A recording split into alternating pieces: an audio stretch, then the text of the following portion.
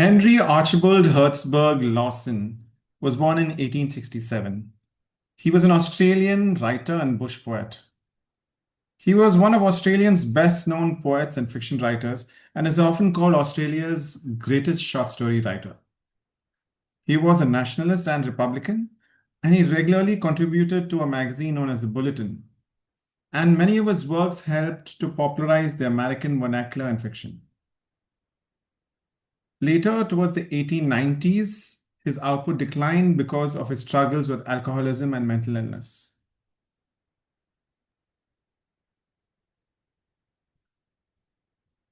This poem is called How the Land Was Won.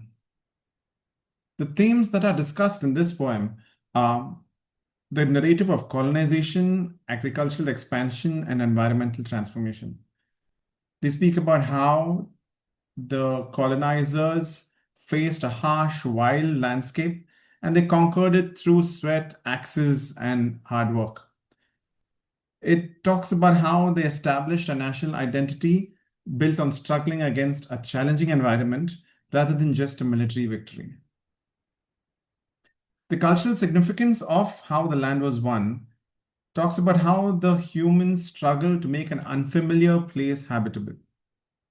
It talks about the transformation process involving clearing, farming, and changing the landscape, which is described as a challenging process requiring a lot of labor and sacrifice.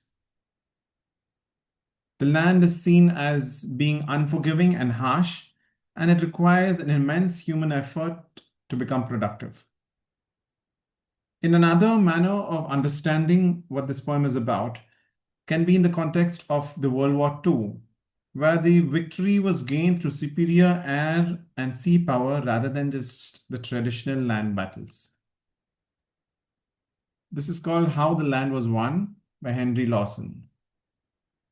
The future was dark and the past was dead as they gazed on the sea once more.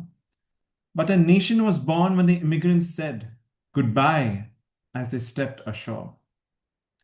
In their loneliness, they were parted thus because of the work to do in a wild, wide land to be won for us by hearts and hands so few. The darkest land neath the blue sky's dome and the widest waste on earth, the strangest scenes and least like home in the lands of our father's birth. The loneliest land in the wide world then, and away in the farthest seas, a land most barren of life for men, and they won it by twos and threes. With God or a dog to watch they slept, by the campfire's ghastly glow, where the scrubs were dark as the blacks that crept, with nullah and spear held low. Death was hidden amongst the trees and bare on the glaring sand. They fought and perished by twos and threes, and that's how they won the land. It was two that failed by the dry creek bed, while one reeled on alone. The dusk of Australia's greatest dead with the dust of the desert blown. Gaunt cheekbones cracking the parchment skin that scorched in the blazing sun, black lips that broke in a ghastly grin, and that's how the land was won. Starvation and toil on the tracks they went, and death by the lonely way. The childbirth under the tilt or tent, the childbirth under the dray, the childbirth out in the desolate hut with a half-wild gin for nurse, and that's how the first were born to bear the brunt of the first man's curse. They toiled and they fought through the shame of it through wilderness, flood, and drought. They worked in the struggles of early days, their son's salvation out. The white girl wife in the hut alone, the men in the boundless run, the miseries suffered, unvoiced, unknown, and that's how the land was won. No armchair rest for the old folk then, but ruined by blight and doubt.